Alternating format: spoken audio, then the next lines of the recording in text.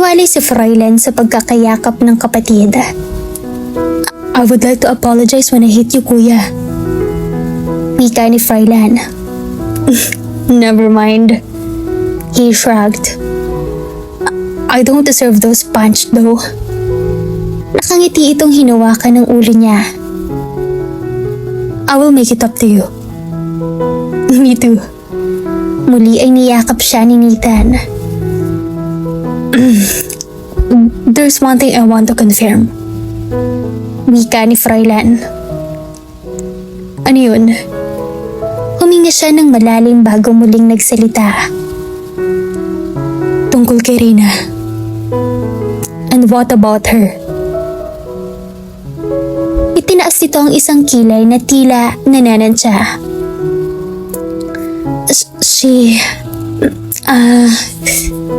He stammered. Hindi alam kung paano sasabihin. Sigurado siyang masasapak siya ng kanyang kapatid.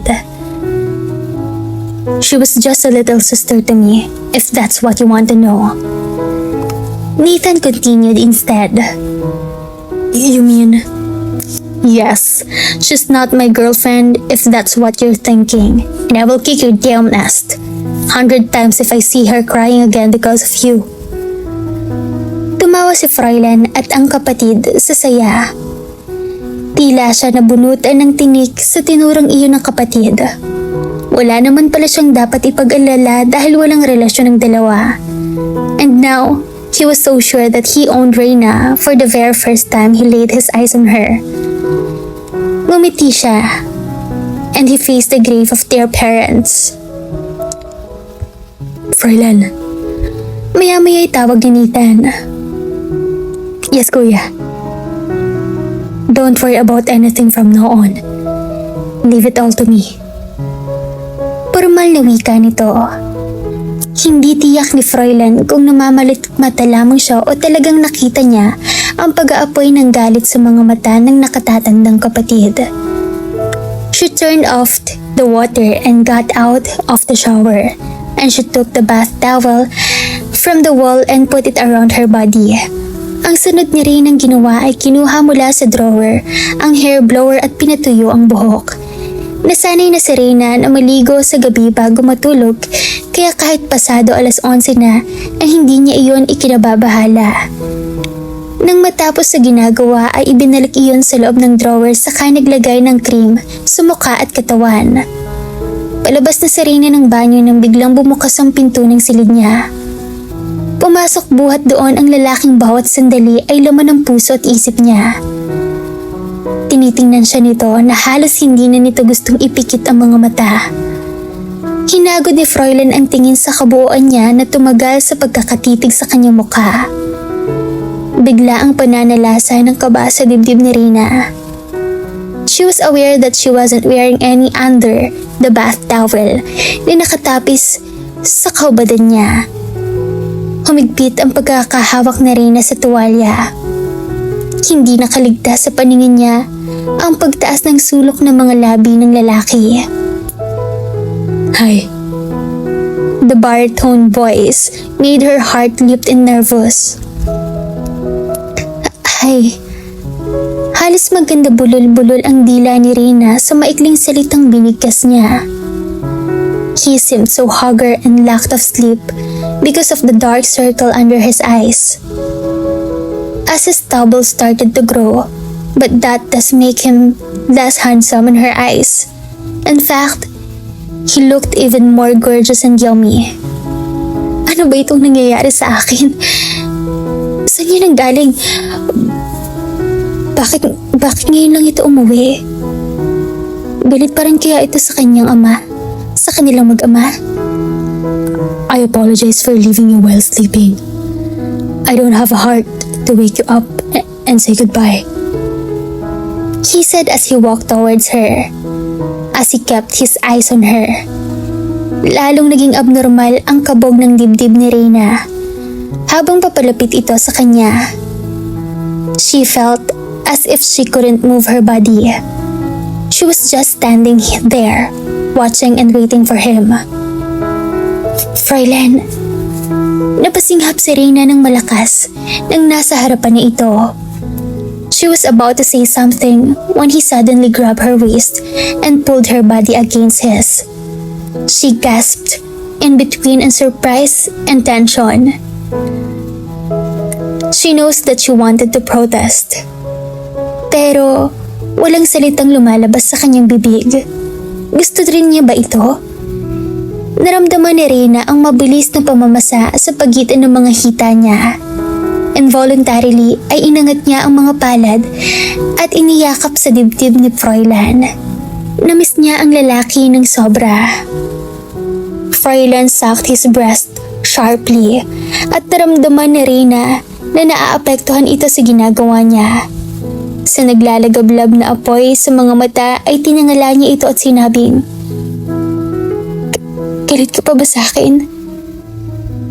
Bigla ang paglukob ng alalahanin sa kislap ng mga mata niya at natatakot siya sa isasagot nito. Nakita ni Froilan ang pag-aalala at ang takot sa mga mata ni Reyna. Nababahala siya. He took her hand and kissed the back of her palm. "I'll make it up to you, sweetheart." Then his hand moved upward to her head and through her hair, pagkatapos ay tinabid ang pagitan ng kanilang mga labi. Ang isang kamay nito ay nakahawak sa bewang niya. The kiss was soft, gentle and passionate, na habang tumatagal ay lalong nagiging mapusok at mapaghanap. Nagsimulang gumalaw at humagod ang isang kamay nito sa likod niya, paloob sa bath towel na nakatakip sa kahubadan niya. Napasinghap siya. In between, they're kissing as she surprised when Froilan touched and pressed her back. Pero hindi niya ito sinaway. Kung paano natanggal ang tuwalya sa katawan ni Reyna ay hindi niya alam at ayaw na niyang pag-ukulan iyon ng pansin. Napayakap siya sa buhok ni Froilan nang paglipat-lipatin nito ang mga kamay at ang mainit nitong mga labi sa magkabilang dibdib niya. She heard him groan. Naging mapusok ang bawat pagdama at paghalik nito sa katawan niya at nagugustuhan niya iyon. Marahil kung naging likido lamang siya ay kanina pa siya umago sa sahig sa tindi ng init at tensyon na naglalakbay sa kaibuturan niya. Kailangan niyang gawin iyon dahil sa pakiwari niya ay nanlalambot ang mga tuhod niya at matutumba siya anumang sandali. Marahil sa matinding kaligayahan na nadarama, ay hindi na ni Reyna na malaya na nakahiga siya sa kama habang si Froilan ay nasa ibabaw niya. Nagpatuloy sa ginagawang pagsamba sa katawan niya. Makalipas ang ilang sandali ay bumangon ito sa pagkakadagan sa kanya saka tinanggal ang sariling kasuotan nang hindi pinuputol ang pagkakatitig sa kanya. She saw him hard, long, thick and massive and so rocked. Naramdaman niya ang biglang pamumula ng magkabilang pisngi niya. How did she manage his masculinity the first time? I would like to go slow, sweetheart, but I can't take it anymore. Wika ni Froilan sa namumungay ng mga mata. Nagulat ang mga kasambahay ng mansyon nang madatnan sa loob ng kusina ang binatang amo kinabukasan na nagluluto ng agahan. He was singing and dancing while he was frying eggs, hot dogs and bacon na labis na ipinagtataka ng mga katulong. Napansin din ng mga ito ang sinangag na maraming gulay na nakalagay sa tray sa ibabaw ng island counter. Umuusok pa yon. One of the servant tried to help him, but he refused. Instead, sinabi niya sa kanilang lahat na maupo lamang habang siya ay maghahain ng kape, sandwich, and iba pang mga breakfast sides for all of them. And that made the servant felt special. Sorry ladies, I can't offer you what I'm cooking. Para to kay Reyna. Ngumiti siya at napasinghap ang mga kasambahay. But you can have all you want in the kitchen though. You know I wouldn't mind. Dagdag pa niya, and he opened the fridge and took the orange juice at ibinubuo iyon sa isang baso. Namamanghang pinagmasdan ng mga kasambahay ang bawat kilos ng binatang amo. Tila namamalikmata ang mga ito at halos hindi makapaniwala sa mga nakikita. Nang masiguradong nailagay na lahat ni Froilan sa tray, ang mga nilutong pagkain ay inabot naman ng binata mula sa florera ang isang tangkay ng tulips sa gitna rin mismo ng island counter saka nilagay iyon sa tray. Enjoy your breakfast, ladies. And sorry for the mess I made. Nahihiyang sabi nito at ngumiti ng napaka-genuine as he walked out of the kitchen. Nagtuloy-tuloy sa pag-akyat ng hagdan sa ikalawang palapag ng mansyon. Aling Aurora, kuritin niyo nga po ko. Dali! Pabulong pero halos gustong magtitiling ni Ruby sa nasaksihan. Sinundan nito ng tingin ng amo. May sakit ba ang senyorito? Nagtatakang tanong ni Laura na humarap kay Aling Aurora. Halatang hindi makapaniwala sa inasal ng amo. Kumain na nga kayong dalawa riyan. Si Aling Aurora na humigop ng kape. Aling Aurora, hindi ka ba nagtataka? Nanglalaki pa rin ang mga matang tanong ni Ruby. At ang sarap ng timplang kape ni senyorito. Si Ruby na sinimsim ang laman ng tasa. Hindi na ako magtatakang kung tayo'y biglang palayasin sa mansyon na ito dahil sa kuryosidad mong yan, Ruby. OMG! Nakakatiya akong merong something sa pagitan ni Senyorita Froilan at Senyorita Freyna. Nakakasigurong pahayag ng babae. Hindi kaya may nangyari sa kanila sa taas, Aling Aurora? Patuloy nito. Oo nga, mukhang may kakaiba sa kinikilos ng senyorito. Sang-ayon ni Laura. Ruby, magtigil ka nga. Mariing saway ni Laura. Mas lalo palang gumagwapang senyorito kapag nakangiti. Hindi nagpaawat at kinikilig na komento ng babae na kinagat ang sandwich na ginawa sa kanila ng binatang amo. Kung ano man ang namumuong relasyon sa dalawang iyon ay wala tayong karapatang manghimasok, kaya magsitigil kayo. Saway ni Aling Aurora na nagpatigil sa dalawang kasamahan. Masarap nga ang kape ni senyorito. Nakangiting dagdag nito pagkatapos ay humigop ng mainit na pangkape. Reyna was still in bed, pero gising na siya. Ayaw lang bumangon ni Reyna dahil pakiramdam niya tila nalalantang halaman ang katawan niya, marahil ay dahil sa paulit-ulit na pag-angkin sa kanya ni Froilan sa nagdaang magdamag. But she doesn't felt any regrets of what had happened. Ginusto niya iyon at muling gugustuhin mangyari, pero naninibog ho ang puso niya sapagkat sa ikalawang pagkakataon ay nagising siya na wala ang lalaki sa tabi niya at nag-iisa na lamang siya sa kama. Inabot ni Reyna ang unan na ginamit ni Froilan sa kainamoy-inyoy iyon at niyakap. The sharp pain struck her heart once again. Pero bago pa siya mahulog sa malalim na pag-iisip, ay narinig niyang bumukas ang pinto. She immediately closed her eyes and pretend still sleeping. Kaagad na nood sa ilong niya ang masarap na amoy ng pagkain. Nagbili na naman ba si Froilan na dalan siya ng agahan bago ito umalis at babalik pagkatapos ng 2 linggo? O baka hindi na ito bumalik sa kanya? Pakiwari ni Reyna ay hinihiwa ang dibdib niya sa sakit na nadarama. Hindi niya tiyak kung sino sa mga kasambahay ang pumasok, pero nararamdaman niya ang paglapag nito ng pagkain sa side table ng kama. Sinikap niyang huwag gumalaw dahil ayaw niyang makipag-usap kung sakali. Pero kaagad bumilis ang kabog ng dibdib niya nang sumampa ito sa kama at tumabi sa kanya. Pagkatapos ay niyakap siya ng matipunong bisig mula sa likod. Froilan. She know it's him. Dahil naaamoy niya kaagad ang mabangong lalaki. Bigla ang pagliwanag ng puso niya na kanina lang ay nababalot ng itim na mga lupa. Kung ganon ay hindi ito umalis. Narito ito sa tabi niya at nakayakap sa hubad niyang katawan. Alam kong gising ka. Sabi nito at hinalikan siya.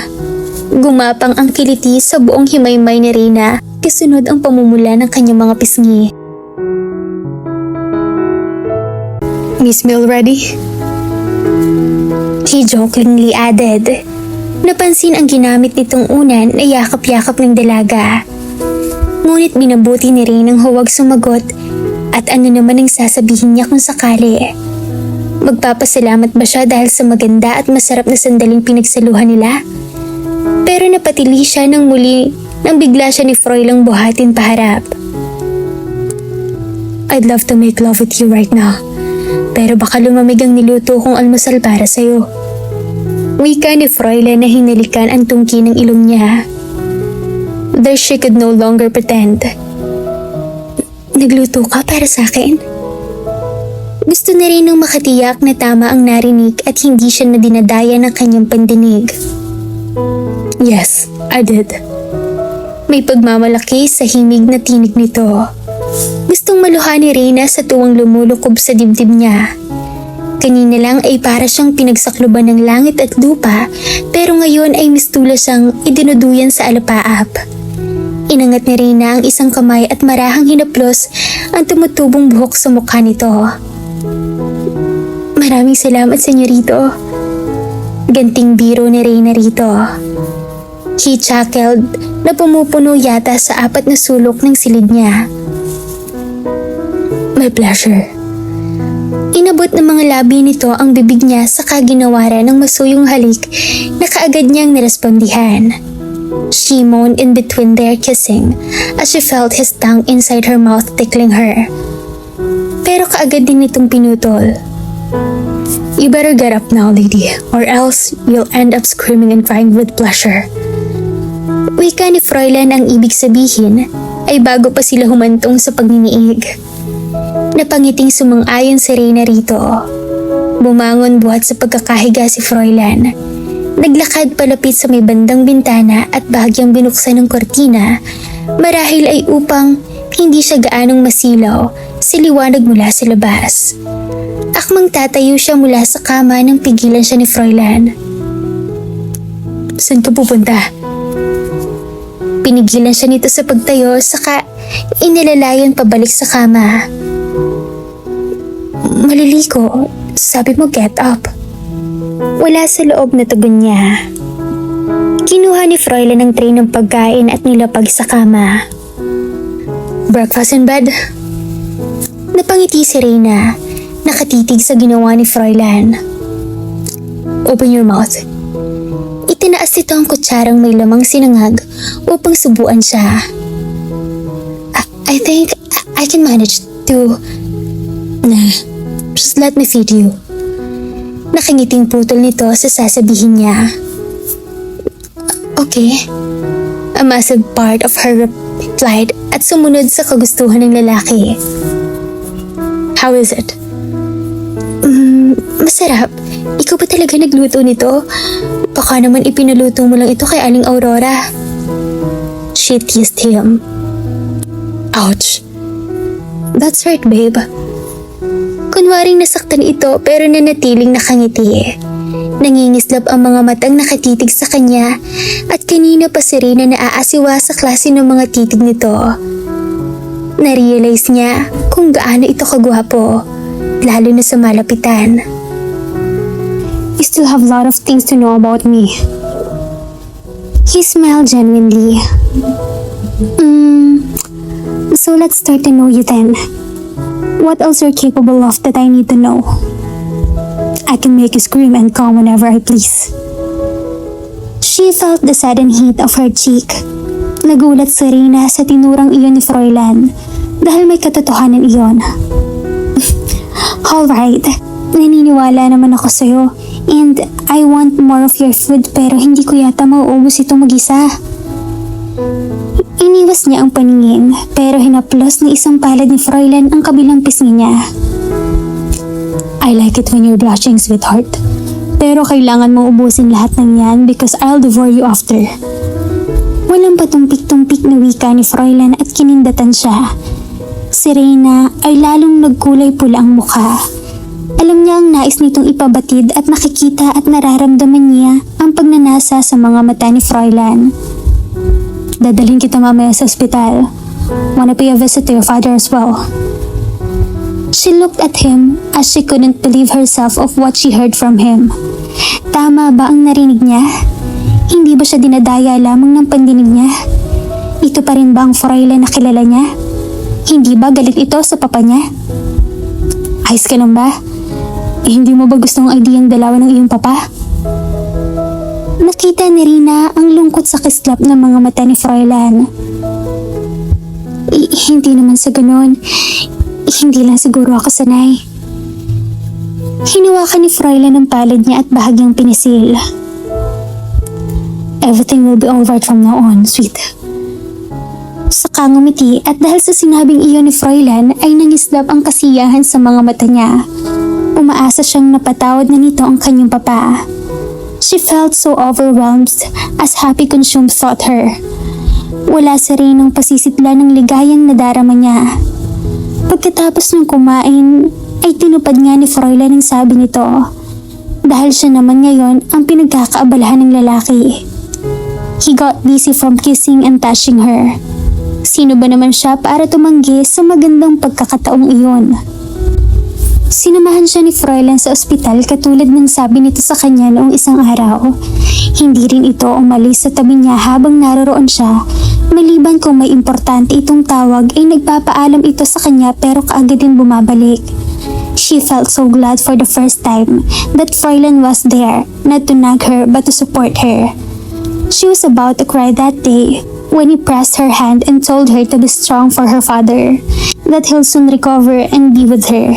Naalala pa ni Rina ang sinabi ng Nanay Dolores na naging madalas ang pagdalaw ng binata sa papa niya nitong nakaraang linggo. That was the day na hindi ito umuwi ng mansyon. At kung minsan raw ay nagkakasalinsinan silang dalawa. Ayaw lang ipabanggit ng binata na nagpunta ito sa ospital. Minsan na rin daw nitong nadatnang umiiyak ang lalaki at nang tanungin ni Nanay Dolores ay kaagad itong lumabas. Nag-alala si Rina para sa binata pero hindi niya maiwawaglit sa damdamin ng kasiyahang nadarama niya sa kaalamang dinadalaw nga ni Fräulein ng kanyang ama. Gusto na rin maniwala ng puso niya na hindi na ito galit sa papa niya. Kung pagbabasehan niya ang mga kabutihang namamalas niya itong mga nakaraang araw. Kung sa bagay, noon pa man ay batid na niyang busilak ang puso ng binata. Kahit noong unang araw pa lang ito sa mansyon, ay napansin na niya ang magandang pagtrato nito sa mga kasambahay nila at sa mga manggagawa sa asyenda, pero taliwas ang pagpapakita nito sa kanya. Nag-iiba ang pag-uugali nito pagdating sa kanya. But that was before. Ngayon ay para siyang prinsesa kung tratuhin ni Fräulein. Ni ayaw siya nitong tumulong sa mga gawaing bahay o kahit ano na magiging dahilan para mapagod siya. Lihim siyang natutuwa roon. Pero siya yung tipo ng babaeng hindi mapapalagay kung walang ginagawa. Who'll have thought that Fräulein could be as sweet as honey all the time they were together. Her heart filled with happiness every time she was with him. And there was nothing she could wish for maliban na sana'y hindi siya nananaginip lamang dahil masyadong naggagalak ng sobra-sobra ang puso niya. Rina smiled back at the gorgeous man waving at her 2 kilometers away from her. She was surprised that Fräulein surpassed her. She never thought that Fräulein can ride a horse. Dahil sa tuwing nagpupunta ito ng taniman ay kotse ang ginagamit nito. But what she had have witnessed was absolutely stunned her. He was damn good at riding a horse. Tila sanay na sanay ito sa pagpapatakbo ng mabilis. Lulan ito sa Wheatie, the white stallion Arab breed na nabili pa ng papa niya sa Dubai 7 taon na ang nakakaraan. Mailap ito at tanging ang kanyang papa at siya lamang ang nakakasakay rito. Isa ito sa paborito niya bukod pa sa kabayo niyang si Snow. At ang nakakagulat pa ay mukhang kasunda ito ni Wheatie samantalang noong unang sakyan ito ni Nathan ay hindi lang 2 beses nagwala ang hayop but for Fräulein, napakadali lang nito ang paamuhin si Wheatie. Tila ito eksperto sa larangang iyon at tumamangha siya. Ayos ka lang ba? Si Fräulein na binalikan siya. Marahil ay nagtataka ito dahil bigla siyang tumigil sa pagpapatakbo kay Snow. Hindi mo nabanggit na mahusay ka palang mga bayo. I mean, you're an expert. Humagalpak ito ng tawa sa ngumiti sa kanya. Pagkatapos ay minandohan ng kabayo na lumapit sa tabi niya. Diba sabi ko sa'yo, you have a lot of things to know about me. At isa ba sa mga katangian mo ang pagiging mahusay sa pangangabayo? Simpatiko itong ngumiti. 3 kalahating taon akong naging trainer ng pangangabayo sa Texas. Sa rancho ng kapatid ng papa. Tuwing bakasyon ay nagpupunta kaming magpipinsan sa ranch to spend our holidays and to work as well. But that was 5 years ago. Hindi nakakapagtaka kung bakit magaling ka. Matalino at mabilis lang talaga si Witty. Bali walang sagot nito na hinimas-himas ang katawan ng kabayo. Tara ron sa ilalim ng puno. Namumula ng mukha mo sa init. Giyakag ni Froilan dito. Froilan held her hand after he tied the rope around the tree. He then took out of the good morning towel in his pocket and gently wiped the sweat on her face. Mabagas dihat luat minyak dengan naladagot mo na ingat akan nagmamasrugis ni Resi. Nali office mo di naman na bakit? Dalad ng onya pi ay halal mo bi ang utli haram. That's the date na li off my husband me would know what the shish. Stay hasan na iwood walk lawat gate. Mahingit that's gonna zawish. Her horse life and bahingin. Froilan laughed that echoed all around. You never fail to make me laugh. Pagkasabi niyon ay ikinulong nito ang mga palad sa mukha niya saka ginawa rin ng halik ang mga labi niya. I love kissing you, Reyna. Mika ni Froilan nang pakawalan ang bibig niya. Si Reyna naman ay napakagat na lamang sa ibabang mga labi. She loved kissing him too. At hindi niya lubos akalain na masarap pakinggan ang pangalan niya kapag si Froilan ang bumibigkas. Nakasanayan ka ng pagdadala nito. Itinaas ni Froilan ang hawak-hawak pa rin niyang good morning towel. Hindi papayag ang inay na matuyan kami ng pawis na kuya kapag nasa labas kami at naglalaro. Nakangiting dagdag ng mga binata na tila sinasariwa sa memorya ang nakaraan. Hindi tiyak ni Reyna kung si Mrs. Aquino ba ang tinutukoy nito o ang namayapa nitong ina. Bigla ang pagbundol ng kirot sa dibdib ni Reyna. Nakaramdam ng lungkot para sa binata. Gusto niya itong tanungin kung galit pa rin ba ito sa kanyang papa. Pero pinangungunahan siya ng takot na baka magbago ang pagtingin nito sa kanya kapag hahalungkatin pa niya ang nakaraan. But she can't just ignore the fact that her father was the reason kung bakit naulila ang lalaking mahal niya. Hindi lang 10 beses niyang hiniling sa Panginoon na sana ay magkamali na ang papa niya upang marinig niya ang panig nito. Something wrong? Wala. Ngumiti siya at yumakap dito. Ilan kayo magkakapatid? Tanong na Reyna nang humiwalay siya. Hindi siya kaagad sinagot ng binata, pagkos ay inilingkis ni Froilan ang mga baso sa baywang nito, pagkatapos ay hinagkan nito ang buhok niya. Ang sunod ni Froilan na ginawa ay hinawakan ng kamay ni Reyna, saka pinaupo sa damuhan sa ilalim ng mayabong na punong kahoy. Pinaupo siya ni Froilan sa kandungan nito na parang bata. Ang mga braso naman ni Froilan ay nanatiling nakayupo sa bewang niya. Gusto na rin ng tumanggi dahil nararamdaman niya ang matigas na bagay sa pang-upong bahagi ng katawan niya at batid niya kung ano ang bagay na iyon. Pero ayaw niyang masira ang magandang mood ng binata. Alipin na yata siya ng pag-ibig niya sa lalaking ito. Sa isip-isip niya. I have only one brother. Sagot ni Froilan na tumaas baba ang dibdib. We didn't grow up together as we've been separated for many years. But we met last week. At magugulat ka kung sino siya. Ngumiti ito sa kanya. Froilan decided not to tell her about Nathan because he wanted to surprise Reyna. At nakakatiyak itong magugulat ang dalaga kapag nalaman nito ang katotohanan. Isa pa'y umalis din kasi kaagad si Nathan. May mahalaga raw itong aayusin, pero babalik din ito 3 araw mula ngayon. Kilala ko ba? You'll find out, sweetheart. But yes, you knew him very well. Sagot niya. Sana ako rin may kapatid. Don't worry, sweetheart. I don't have plan of having just one child. We will build a team soon. You wouldn't mind, do you? Teka, ang dami naman yata nun. Hindi kaya pagsawaan mo na ako pagkatapos? Pumalag si Reyna, pero ang totoo ay kahit ilang anak pa ay kaya niyang ibigay sa lalaking minamahal niya ng buong puso. Pagsawaan? That will never happen. But honestly, gusto ko ng isang malaking pamilya. He insisted. Ilang kupunan ba ang gusto mo? Tanong ni Reyna sa nang aakit na kinig. Iniyakap ang isang palad sa dibdib nito at hinaplos-haplos ang pinong buhok mula sa nakabukas na botones ng polo nito.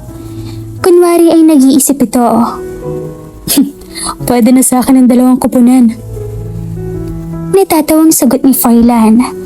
Akmang hahampasin niya ito pero kaagad nitong nasalo ang pulsuhan niya at dinala iyon sa mga labi. Albie, please. Kahit ilang anak pa ang ibigay mo sa akin. Froilan, hinaplos ni Reyna ang guwapong mukha ng binata. Siya ang kusang tumawid sa pagitan ng kanilang mga labi. Hindi man niya alam kung anong klaseng relasyon ang meron sila, ay natitiyak naman niyang ito lang ang nag-iisang lalaking mamahalin niya. Habang nila pareho ang paghinga ng maghiwalay ang kanilang mga labi, ang mga mata ay namumungay sa matinding makamundong pangangailangan na muling mag-isa ang kanilang mga katawan. Madalas ka ba sa bahaging ito ng asyenda? Nagsimula ang mga halik ni Froilan sa leeg niya. Yes. Sagot niya na tila nagniningis na apoy. Nakikiliti siya sa ginagawa ni Froilan. Kung gano'n, alam mo kung may nagagawin mga trabahador dito o wala. Nasa malayong bahagi na tayo ng asyenda at sa katunayan, bihira lang ang taong pumunta dito.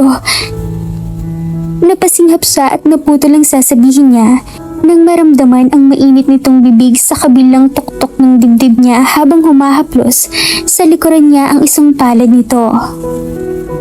Lucky us then. We can start to make our team. Yes, we can. Froilan was about to do thing nang maulinagan ang papalapit na yabag ng kabayo. Nagtatanong ang mga mata na tiningala siya. Si Reyna ay mariing umiling. Namumula ang magkabilang pisngi sa kahihiyan. Kasasabi lang niya na bihira lang may magawi sa asyenda na tauhan nila sa bahaging iyon, pero heto ngayon at may paparating. Akala ko ba? Hindi ko alam. Maniwala ka. Maagap na putong na Reyna sa sasabihin ng binata. Hinaplos ni Froilan ang pisngi niya. It's alright. Perhaps, this is not the right time to make our team, and besides, we already started, diba? Pinang-abot nito ang mabilis na kanilang mga labi saka ito mismo ang nagsara ng botones na suot niya na puting blausa. Sa isip-isip na Reyna ay tama naman ito. Maraming beses na siyang inangkin ni Froilan at marahil ay makakabuo rin sila. Lalong namula ang pisngi niya. She would be the happiest woman on the earth kung sakaling magbunga ang pagpapaubayan niya sa lalaki. Carrying his child would be the best gift she'll treasure for eternity. Inilalayan siyang makatayo ni Froilan sa kahinintay na makalapit ang sakay ng papalapit na kabayo. Bumaba buhat sa kabayo, ang sakay niyon ay lumapit sa kanila. Ipagpaumanhin niyo po, senyorito, kung sinundan ko at naistorbo ko ang pamamahinga niyo na senyorita Reyna. Tinatawag ko po kayo kanina habang paparito, pero ang bilis niyo magpatakbo ng kabayo. Hinging pasensyang wika ng binatilyo. Bunsong anak ito ni Mang Nardo. Ayos lang, Tonton. May mahalagang pakay ka ba? Mayroon po, senyorito. Tumawag po si Aling Dolores sa mansyon para sabihing nagkamali na ang Don Ernesto. Pero hindi naman po kayo makontakt. Kaya si Aling Aurora tumawag sa Itay para sabihin sa inyo. Paliwanag ni Tonton. Si Reyna ay napasinghap. Hindi maipaliwanag ang sayang nadarama sa magandang balitang hatid ng binatilyo. Maraming salamat, Tonton. Pupunta na kami ngayon sa ospital. Kung maaari, ay pakidala si Snow. Si Froilan na pinisil ang kamay niya. Sinadya niya kasing iwan ang phone sa kotse niya para walang istorbo sa kanilang pamamasyal na Reyna.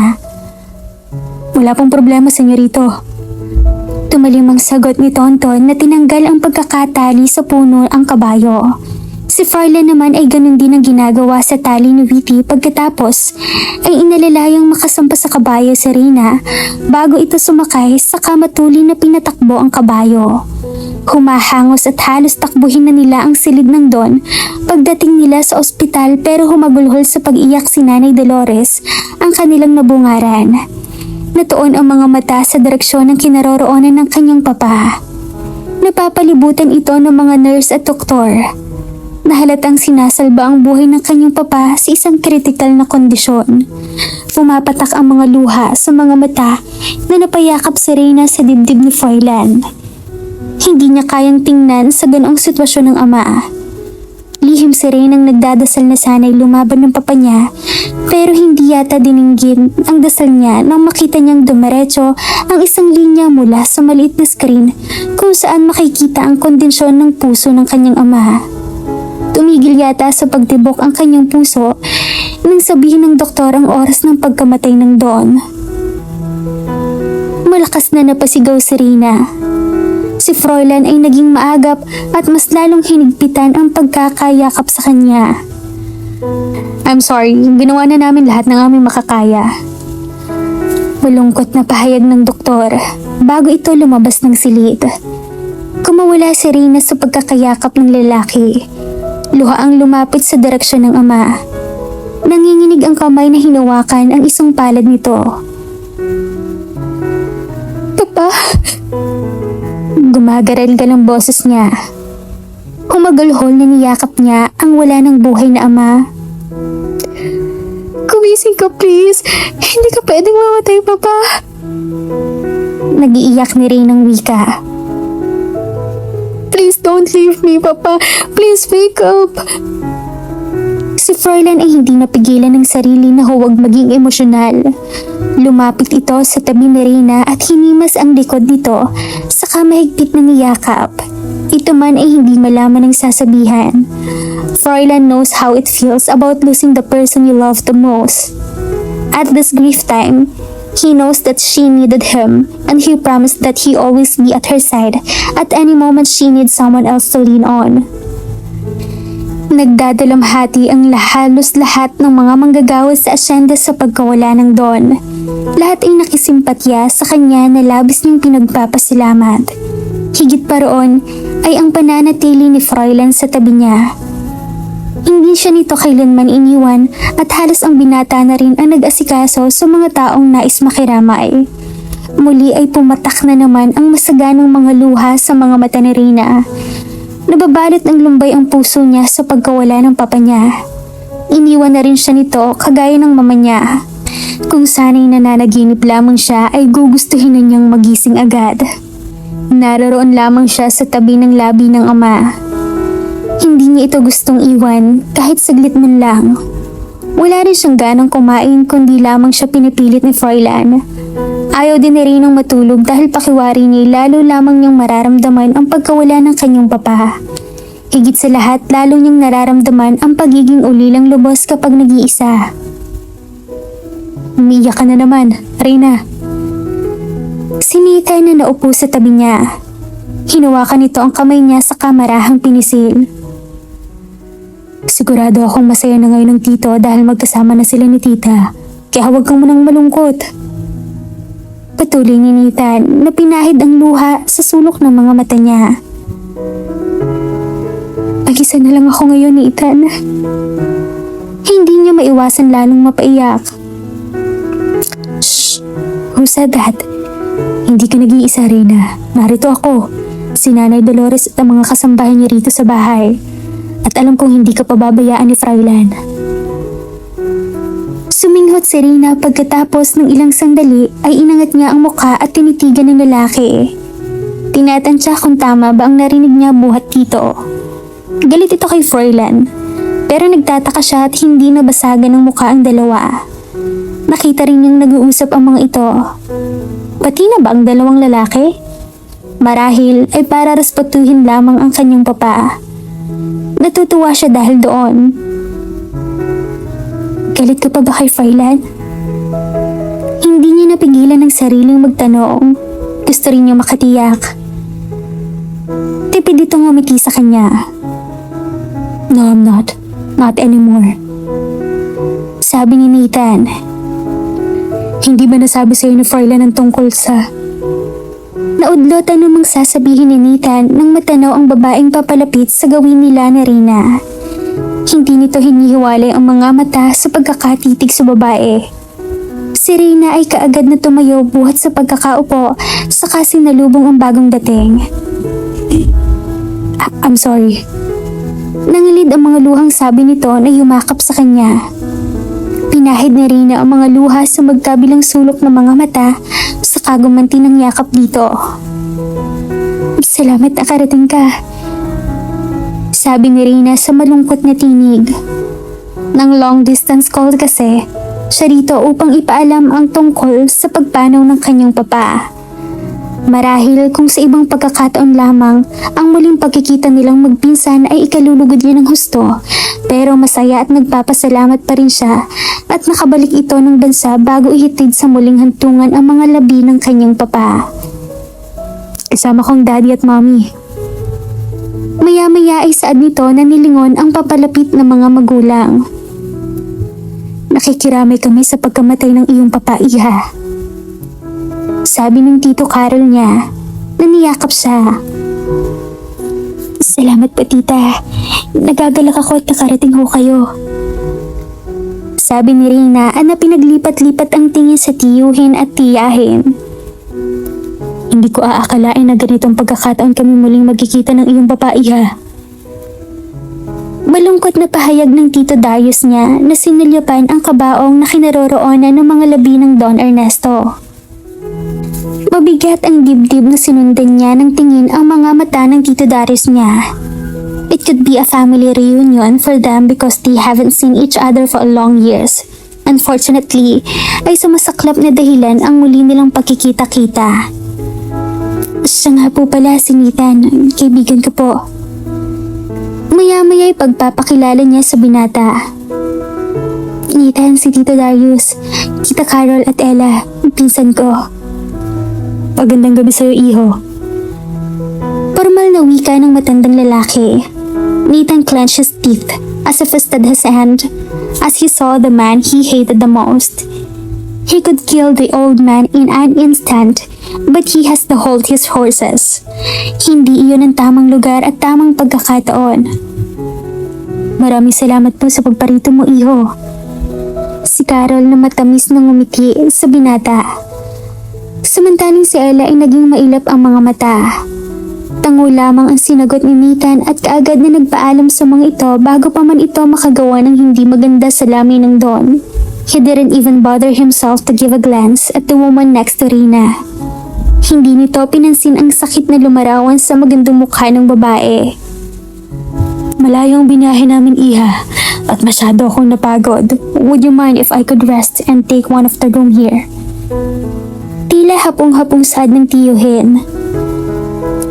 Daddy, I could book a hotel room for us sa bahay na nadaanan natin kanina.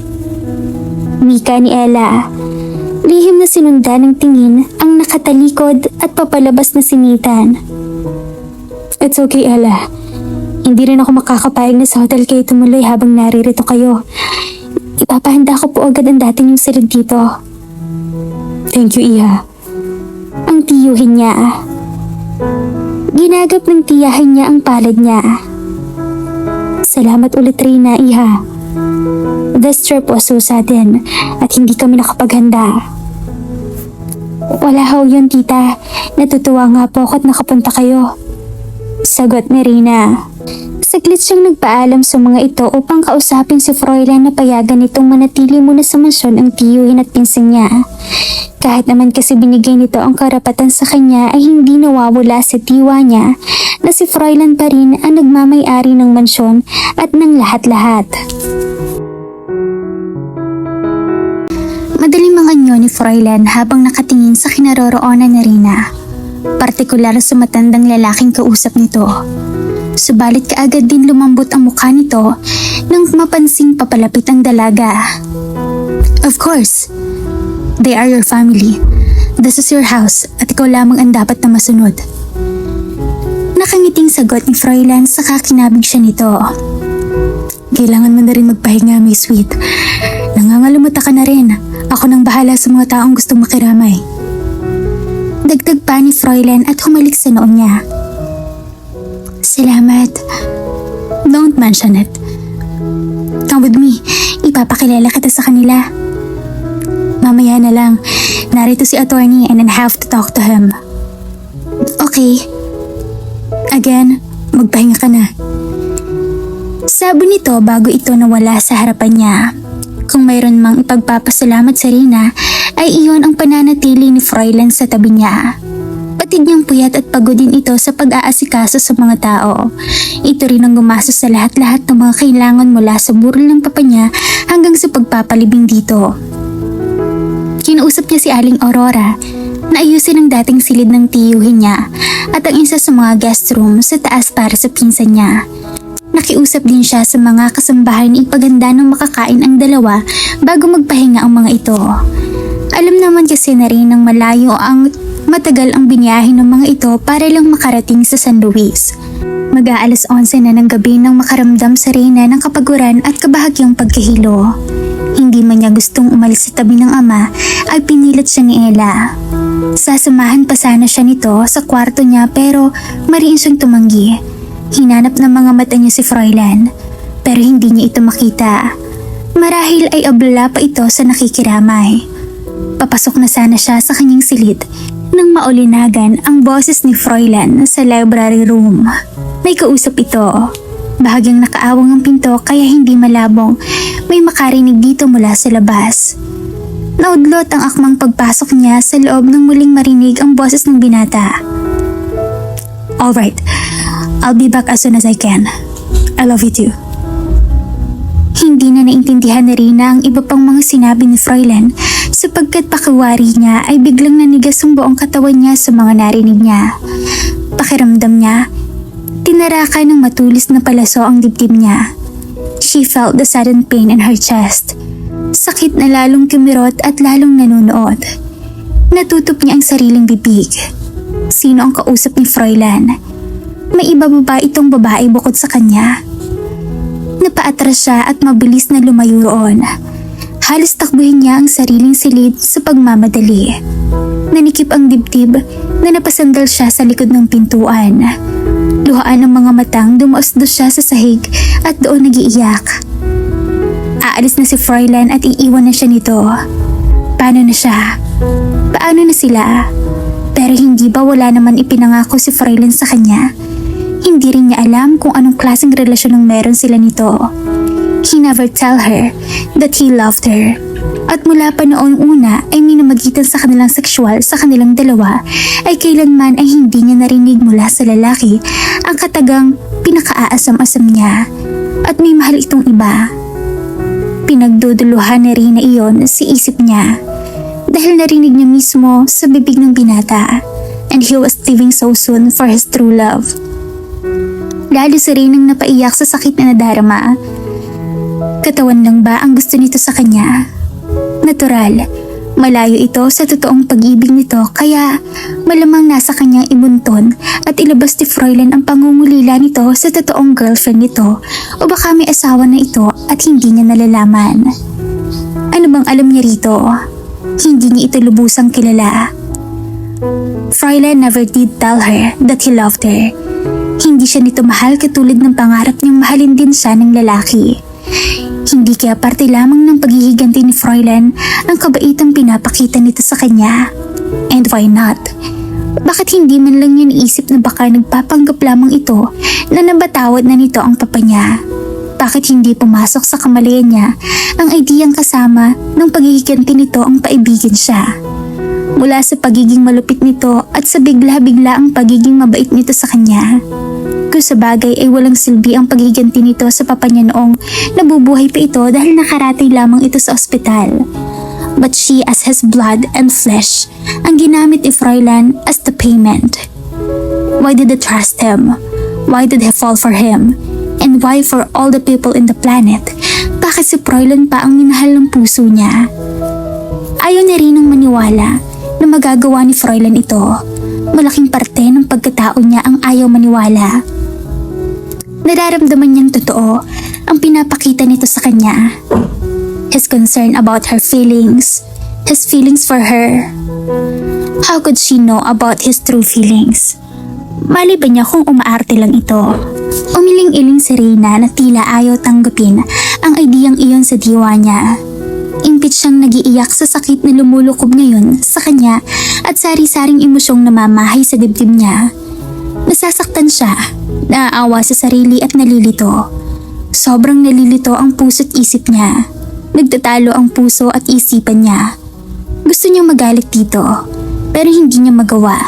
Nangingibabaw pa rin ang damdamin niya para sa lalaki.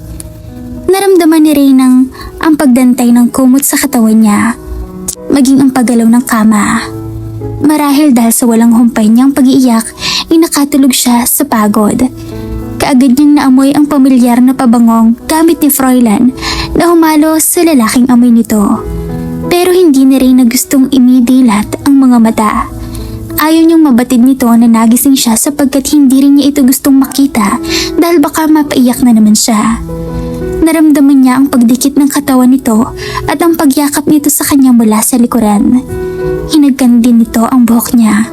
Ang sunod nitong ginawa ay inilingkis ang braso sa bewang niya. Sweet dreams, honey. He whispered into her ear as he kissed her earlobe. Did he just call her honey? Nadagdagan ang paninibugho ng puso niya. Froilan never called her to that endearment. Napagkamalan ba siya nitong ibang babae? Iniisip ba nito ang katawagan nito sa kanina sa kabilang linya? Napakagat si Reyna sa ibabang labi. Abot-abot ang pagpipigil na huwag maiyak. Nadagdagan na naman ang pananakit ng dibdib niya. Pakiwari ni Reyna ay dinudurog ang puso niya sa sakit. Pakiramdam niya pinagtatangga ng malalim na punyal ang dibdib niya sa sobrang kirot niyon. The jealousy and the pain consumed her whole being. She just lost her father, and the pain of losing a parent sliced through her. But the pain in her chest was too much to bear knowing that Froilan will leave her soon. And perhaps she will never see him again. Babalik nito kung sino man ang kausap nito.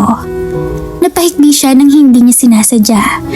Naging maagap naman si Froilan na akala niya ay nakatulog na. Sweetheart, please stop crying. Hindi magiging masaya ang papa mo na makita kang umiiyak. Wika ni Froilan na humigpit ang pagkakayakap sa kanya. I'm here. Always here for you.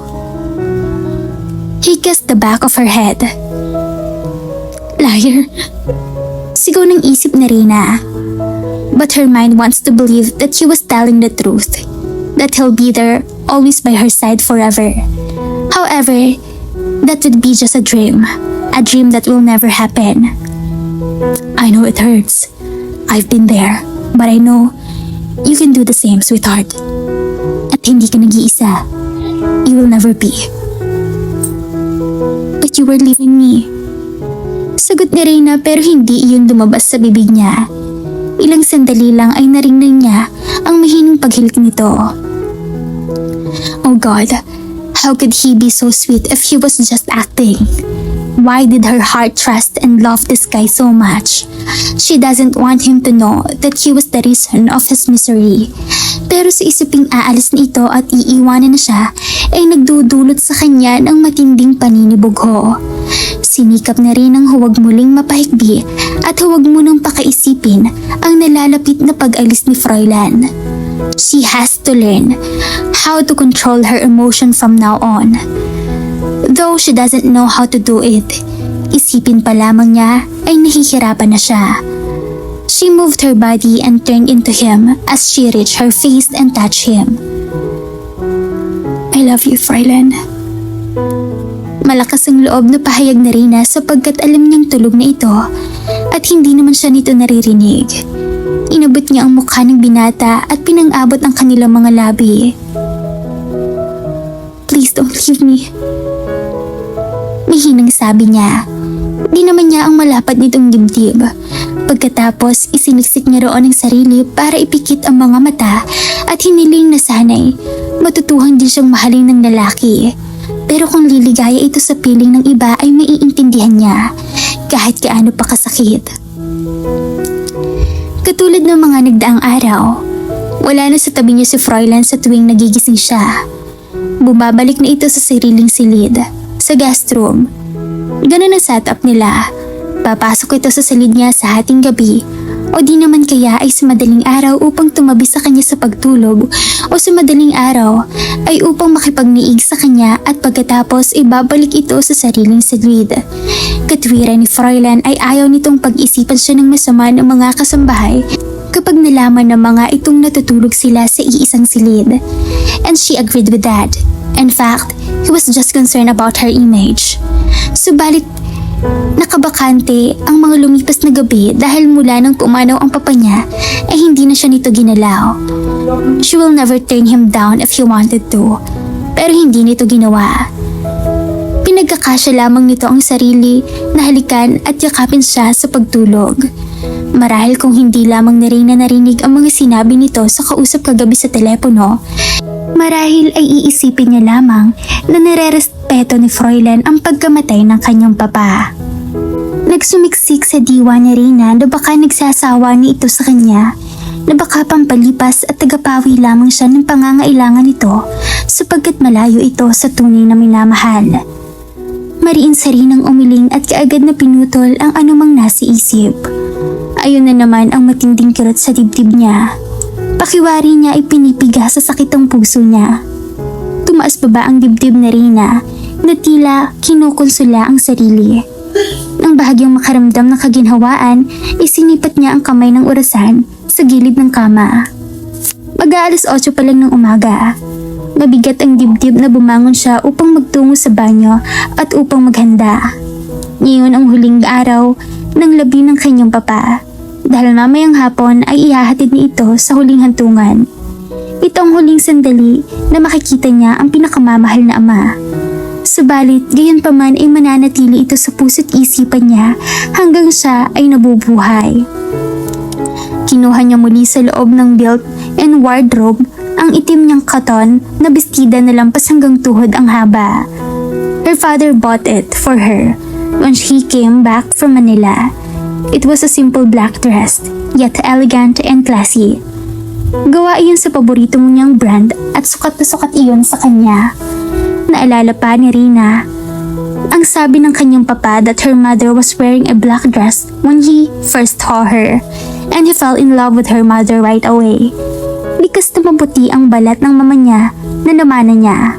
Kung magsusuot ng dark color ay kaagad na mapapansin dahil nangingibabaw ang kulay nito. Kahit ihalo pa sa maraming tao ay madaling makikita. She knew that time her father missed her mother so much. He even joked her to wear the dress on the day of his funeral. Kaagad nag-iinit ang sulot ng kanyang mga mata. Nanakit ang mga lalamunan ni Reyna sa pagpipigil na huwag maiyak. But she cried as he embraced the dress as tight as she could. She missed her mother and father so much that she can't stop herself from grieving. They are both gone, but she knew that her parents are happy now together in heaven. Alam niyang hindi tama at lalong hindi magandang questionin ang kagustuhan ng bathala, pero hindi niya maiwasang huwag magdamdam. Tahimik si Reynang napahagulhol, na labis na pangungulila sa mga magulang. Kung kung ilang minuto siyang nasa ganun ayos ay tila hindi niya tiyak. Inaayos niya ang sarili at lumabas ng silid. Maaga pa lang ay naroroon na ang ilan sa mga trabahador ng asyenda. Kausap ng tiyo Darius niya si Mang Nardo at ang may bahay nito. Ang tiya Carol naman niya at si Nanay Dolores ay nag-aasikaso sa mga tao, katulong ang iba pang mga kasambahay. Iginala na rin na ang paningin sa kabuuan ng malaking living area ng mansyon. Tila may hinahanap ang kanyang mga mata. Kung ang gwapong lalaking iyon ang hinahanap ng iyong mga mata, maaga siyang umalis. Mula sa likod niya ay sumulpot ang pinsan. Kaagad na mula ang magkabila niyang pisngi. Ganun ba siya kahalata? Here, para mainitan ang tiyan mo. Inabot nito sa kanya ang umuusok pang kape. Pagkatapos, isinama siya nito sa komedor. Siya naman ay tila batang sumunod dito. Please, Trina. Kailangan mo kumain. Baka ikaw naman itong magkasakit sa ginagawa mo. Sabi pa ni Ella na nilapag sa harapan niya ang sandwich. Hindi pa naman ako nagugutom eh. Sabi ni Rina na humigop ng kape. And your coffee is good. Thank you. Ngumiti ang dalaga bago sinabing, yun din sinabi mo kagabi. Pero kailangan mong kumain kahit wala kang gana. Isinalang nito ang lutuan sa kalan at naglagay ng kaunting mantika pagkatapos ibinuksan nito ang fridge saka kumuha ng 2 itlog. Anong prefer mo? Scramble or sunny side up? Hindi naman ako gutom kasi. Tinasyon siya ng kiling ni Ella na halatang hindi na gusto niya sagot niya. Alright, scramble egg. Nginitian siya ni Ella saka mabilis na isinalang ang itlog sa lutuan. I like him. Maya-maya sabi ni Ella na ikinatingin ni Rina. I like him for you. Palagay ko'y mabuti siyang tao. Napayuko si Rina sa kamuling sumimsim ng kape. Sino? Kunwari di niya maunawaan ang ibig sabihin nito. Ella looked at her and rolled her eyes. You know what I mean. Napayuko siyang mali upang itago ang pamumula ng pisngi. Nakaramdam ng pagkapahiya. Here, please eat. Ubusin mo lahat niyan. She smiled at her as she sat in front of her. I don't know. You don't know what? Hindi ko alam kung anong relasyon ang meron kami. But I do like him too. No. I have loved him so much that I will do anything for him. Ang nais pa sana ni Rain ang idugtong pero minabuting sarili niya na lamang muna iyon. At malakas ang kutob ko na gusto ka rin niya. Ba't hindi na humiwalay sa'yo ah? Kinikilig na wika ng dalaga. That made her blush once more. Physically, yes. Hindi lang ako sigurado sa totoong damdamin niya para sa akin. Sa loob ni Rina, hindi ko pa pala kayo ni ipapakilala sa isa't isa. Oh, don't bother. We'll wear the mat last night pag-akit mo upang magpahinga. Sagot ni Ella. And I can say that he is the man of every woman's dream. A Prince Charming. A knight perhaps. And why he's so handsome and sexy? Kung mahagikik na pahayag ni Ella, naging siya ay natuwa sa paglalarawan ng pinsan pero kaagad din niya iyon sinang-ayunan. So, how did you two have met? Hindi na ituloy na rin ang sasabihin nang biglang pumasok sa komedor si Ruby. Napako ang tingin ni Ella sa kasambahay. Magandang umaga po, Senyorita Reyna. Magandang umaga rin sa'yo, Ruby. Please, tawagin mo na lang akong Reyna. Wika ni Reyna. Nakailang beses na siyang sabi rito na huwag na siyang tawaging Senyorita pero ganun pa rin ang tawag nito sa kanya. Besides, she reckoned her as her friend already. Iyon nga lang ay nahihiya siyang magsabi dito tungkol sa kanila ni Froilan. Siya nga pala, si Ella pinsan ko. Sorry, hindi ko pa siya napapakilala sa inyong lahat. Hinging pa umanhin ni Reyna. Hi, Ruby. Si Ella nanginitian ng babae. Hi din po, Ma'am Ella. Oh please, hindi ko gustong formalities. Tawagin mo na lang din akong Ella. Suit yourself. Sige, kung yan ang gusto nyo. Ngumiti rin ito sa kanilang dalawa. Oh, magtitimpla nga pala ako ng kape. Nahihiyang wika ni Ruby at nagsimula magtrabaho. She's pretty. Sa Ella na hindi na itago ang admirasyon sa babae nang makalabas na ito ng kusina. She doesn't look made for me. Dagdag pa nito. Tama ka, napansin ko rin yan dati pa. Siguro ay kakaiba lang si Ruby kumpara sa iba, and she's funny as well. Turan ni Rina bago muling kumagat ng sandwich. Ilang taon na ba siya nagtatrabaho dito? May kuryosidad na sa tinig ni Ella. Mahigit 1 taon pa lang. And why the sudden curiosity? Nagkibit palikit si Ella. Well, just like Froilan, I like her too. We can be friends too, I suppose. She said smiling. But the truth, she saw Ruby talking to Nathan last night. Nakita niya kung paano mangislap ang mga mata ng babae habang kausap ang lalaki, pero hindi na nito iyon kailangan banggitin kay Rina. Pinilit ni Rina na maubos ang mga pagkain inihain sa kanya ng pinsan. Ayaw din naman niyang mag-alala pa ito sa kanya, lalo pat ngayon lamang sila muling nagkita. Gayunpaman ay patuloy pa rin ang komunikasyon nila sa isa't isa dahil nagpapalitan sila ng mga mensahe noong kabataan pa nila. Nag-uusap din sila through SMS or through Facebook message at kung minsan ay nagla-long distance call si Ella sa kanya. Naputol lamang ang kanilang kombinasyon nang maospital ang kanyang ama at kunin ni Froilan ang telepono niya. Bakit nga pala hindi mo sinama si Diego? Nagtatakang tanong na Rina. Excited pa naman ako makita siya. Hindi na itago ang lumbay sa mga mata ni Ella nang banggitin niya sa Diego. Biglang sumama ang pakiramdam niya eh. Siguro dahil sa matagal na biyahe. Ayoko naman nalalong mapasama ang kalagayan niya kapag sinama ko pa siya rito. Pagpasensyahan mo na, Kaz. Inabot ni Reyna ang kamay ng pinsan at marahang pinisil. Ayos lang yun. Naiintindihan ko naman. Abuti na rin yun para makapagpahinga si Diego. Eh, kamusta ang kalagayan niya ngayon? He's fine now. Katatawag ko lang sa kanya kanina. Salamat naman sa Diyos. I'm sorry, pati ikaw naabala pa. Malungkot at sinserong tura ni Rina. No! Hindi ka abalahan ng pumarito, Kaz. I just feel sad na sa ganitong pagkakataon tayo muling nagkita. Hindi nga rin ako nakapunta noong namatay ang mama mo. Tapos ngayon, hindi ko man lang masisilahin ng tito bago siya. She croaked. Kaagad nag-init ang sulok ng mga mata. I'm sorry, Reyna. I'm really sorry for your loss. Tuluyan na itong bumigay. Sa pagkakataong iyon, si Reyna naman ang bahagyang pumisil sa palad ni Ella. It's alright. Ella, may dahilan naman kaya hindi ka nakapunta eh. At naiintindihan ko yun. Sabi ni Reyna, pinahid ang butil ng mga luha sa pisngi ng pinsan. Now, look who's crying like a child. She teased her, nakinangiti nito. Don't worry, makikilala mo rin ng personal si Diego. I have already told him about you and the horses. Nabanggit ko naman sa'yo na mahilig sa kabayo si Diego. And he can't wait to meet you, especially riding one of your horse. She smiled habang pinapahid ang luha sa pisngi.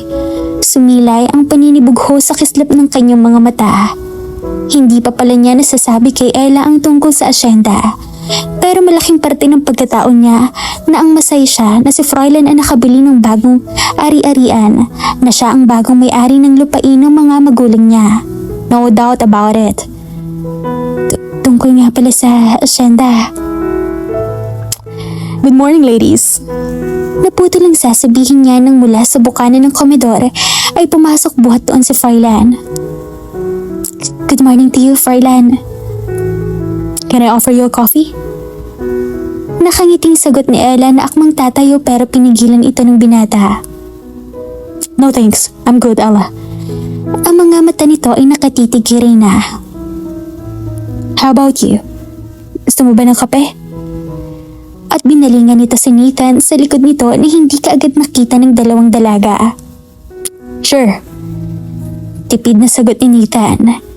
Nakangiting kinawayan siya ni Nathan. Hi there. She smiled back at him. Natutuwa siyang nagkasundo ang dalawang lalaki.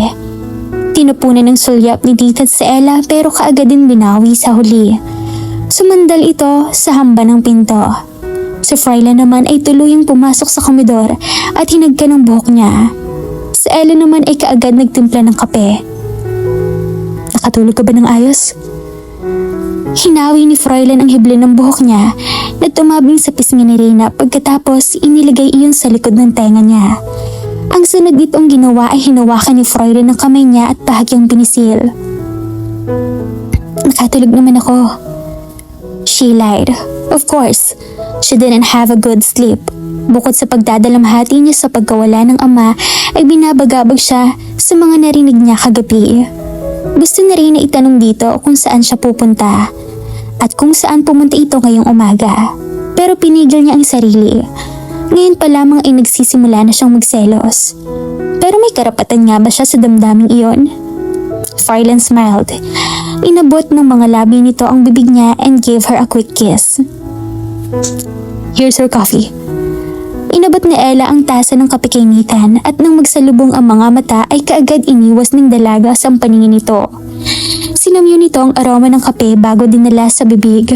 Pagkatapos, sumimsim ay kaagad tumaas ang sulok ng mga labi. Didn't change, huh? Makahulugang wika nito na nakatingin sa tasa ng kape. Si Ella ay kaagad na nagpaalam at lumabas ng komedor. Sinubukan niya rin ng huwag maging emosyonal nang ihatid sa huling hantungan ng kanyang papa. Pero katulad ng madaling nangyayari ay nabigo siyang pigilan ng pagpatak ng luha sa sulok ng kanyang mga mata. Her heart filled with sorrow and sadness, and she can't stop herself from crying. Ipinagpapasalamat niya na palaging nasa tabi niya si Frylan. He never leave her side hanggang sa pagbalik nila ng mansyon. She refused to have her supper at minabuting magpahinga na lamang. Sinamahan siya ni Frylan hanggang sa silid niya. She didn't even mind nang bihisan siya nito ng pampatulog. After all, she has nothing to hide from him. Nakita na hawakan na dama na nito ang alinmang parte ng katawan niya. Ang sunod nitong ginawa ay marahan siya nitong pinahiga sa kama sa kakinumutan. Take a rest, he said, and he kissed her temple. Akmang tatayo ang lalaki nang pigilan ito ni Reyna. Can you stay? Please? Nakikiusap ang tinig ni Reyna. Higit niya itong kailangan ngayon. Of course. He took off his shoes and lay down next to her. Thank you. Si Reyna nakaagad na yumakap at isiniksik ang mukha sa dibdib ng lalaki. Hinalikan ni Frylan ang buhok niya at iniyakap ang mga braso sa katawan niya. Please don't leave me, Frylan. Dito ka lang sa tabi ko. Sabi niya. Shh, narito lang ako sa tabi mo. Close your eyes. He added and he kissed her again. Dala marahil ng pagod at walang humpay na pag-iiyak ay mabilis siyang nakatulog. Subalit nang maalimpungatan siya at mabatid na nag-iisa na lamang siya sa kama at wala si Frylan sa tabi niya ay ganun na lamang ang takot na lumukob sa dibdib niya. Bumalik na naman ba ito sa sariling silid nito? Again, she felt the emptiness in her heart. Ganito na lang ba lagi ang setup nila? Nagsimulang mag-init ang gilid ng mga mata niya nang biglang bumukas ang glass sliding door ng balkonahe at pumasok buhat doon ng lalaki. Napalitan ng kasiyahan ang paninibugho ng kanyang mga mata. Sa pamamagitan ng liwanag na nanggagaling sa sinag ng buwan ay nakikita niya ang kamachohan nito. She knew that he was wearing white shirt and boxer. Iyon ang suot nito tuwing natutulog. Kung ganoon ay hindi siya nito iniwan. She felt relieved that Frylan stayed with her. Pero anong ginagawa nito sa labas ng balkonahe? I'm sorry if I wake you up. May tinatawagan lang ako. Tinawagan ba ni Frylan ang kausap nito noong isang gabi? Mabilis ang pagkirot ng sakit sa dibdib niya. Bumangon si Reyna sa kama higpit na yumakap sa binata. Frylan, make love with me. Pagkasabi niyon ay kusa niyang tinawid ang pagitan ng kanilang mga labi. He grabbed her waist and pressed himself against her body. Napasinghap siya sa loob ng bibig nito nang maramdaman ang katigasan ng bahagi ng katawan ni Froilan. Hinayaan niyang gumawa ng masarap na landas ang mainit na mga palad ni Froilan sa katawan niya. I want you now, Froilan. Nagmamadaling tinanggal niya ang sariling kasuotan pagkatapos isinunod nito ang pagtanggal ng damit ni Froilan. Froilan smiled and rejoiced. Marahan siyang hiniga sa kama. Take me now. She begged as she opened her tights to welcome him. Inabot ng mga labi ni Froilan ang mga labi niya.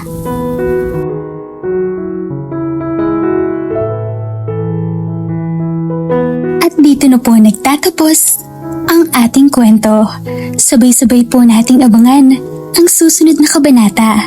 Maraming salamat po. Stay safe and God bless.